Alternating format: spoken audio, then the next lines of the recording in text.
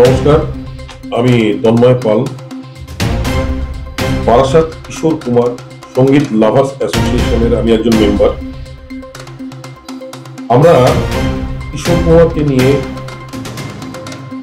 তার জন্মদিন উপলক্ষে 96তম জন্মদিন উপলক্ষে আমরা বারাসাত রবীন্দ্র ভবনে তার ঠিক জন্মদিনের আগের দিন মানে 4 আগস্টের আগের দিন 3রা আগস্ট আমরা তাকে স্মরণে আমরা একটা প্রোগ্রাম করছি,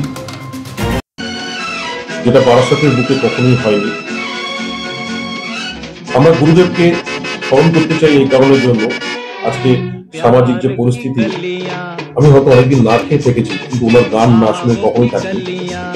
আমাদের সঙ্গে বিশেষ বিশেষ ব্যক্তিত্বরা আছেন আমাদের সঙ্গে, আশিস মৈত্র, বাপ্পাদা মানে আমাদের কিবোর্ডিস্ট। আমাদের সঙ্গে আছেন সুভাষিস দা, আমাদের বারাসাতে মান্নাদে বলে পরিচিত। আমাদের সঙ্গে আছেন অ্যাডভোকেট রিতেশ, আমাদের সঙ্গে আছেন সিঙ্গিনী, গান করে বেতার শিল্পী। এছাড়া ওতপ্রোতভাবে জড়িত না হলেও পরোক্ষভাবে জড়িত অনেকেই আছেন। খোকাদা, বিশেষ করে খোকাদা আছে, খোকাদা করে চিনবেন। এই ধরনের একটা অনুষ্ঠান করার উদ্দেশ্য হচ্ছে আমাদের যে মানুষ এখন আনন্দ নেই, দেখবেন যারা কোটি টাকা ইনকাম করে তারাও প্রতিদিন বাঁচার চেষ্টা করছে, যারা 200 টাকা ইনকাম করে তারাও প্রতিদিন বাঁচার চেষ্টা করছে। এটা কেন হবে? এই সামাজিক অবক্ষয়টা আসছে, মানুষের পেটের খিদাটা মিটছে কিন্তু মনের খিদাটা মিটছে না। এই মনের খিদাটা মেটার জন্য আমার মনে হয় গুরুদেবকে খুব প্রয়োজন, গুরুদেবকে স্মরণ করাটা খুব প্রয়োজন। তিনি গানের মাধ্যমে যেভাবে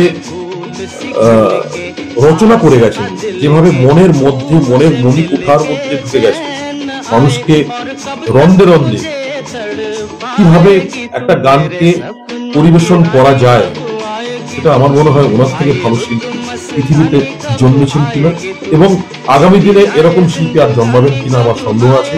তাই আমরা যেন আমাদের কমিটির পক্ষ থেকে তাকে স্মরণ করতে পারি প্রতি বছর, প্রত্যেকটা বছর তাকে স্মরণ করতে পারি, প্রতিদিন স্মরণ করতে পারি, সেই আশায় আমাদের কোনো না কোনো ছাতার তলায় চলে যাচ্ছে।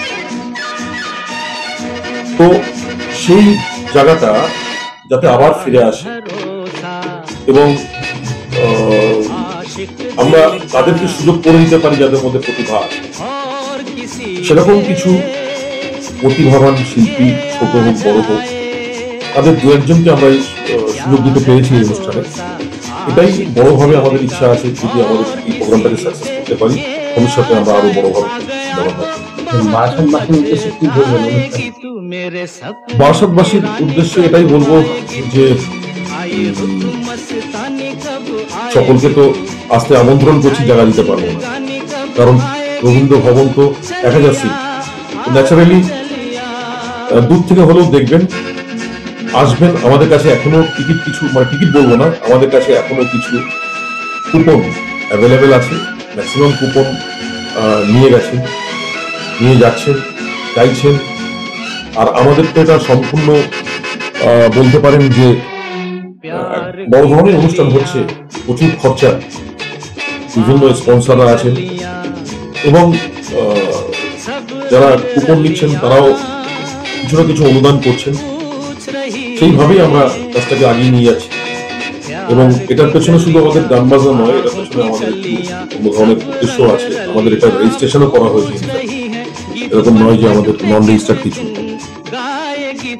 উদ্দেশ্যটা এরকম যে আমরা যদি দুস্থদের পাশে দাঁড়াতে পারি, আমরা ভবিষ্যতে গান বাজনার উপরে যারা সাপোর্ট পাচ্ছেন না তাদেরকে কিছু সাপোর্ট করতে পারি।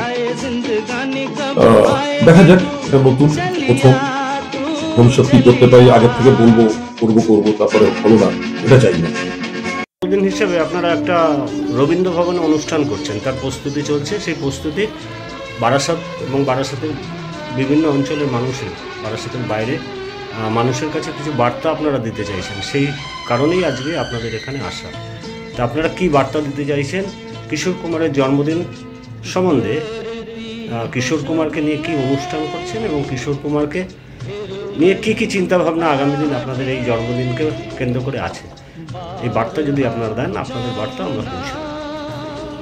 প্রথমেই বলি, আমার জ্ঞানত আমি যতদিন গান বাজনার জগতে আছি তা প্রায়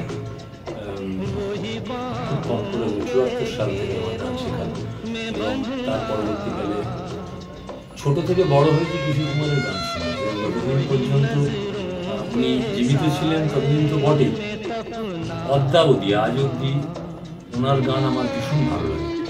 কিন্তু বারাসাত তথা উত্তর ২৪ পরগনা জেলায় খুব সম্ভবত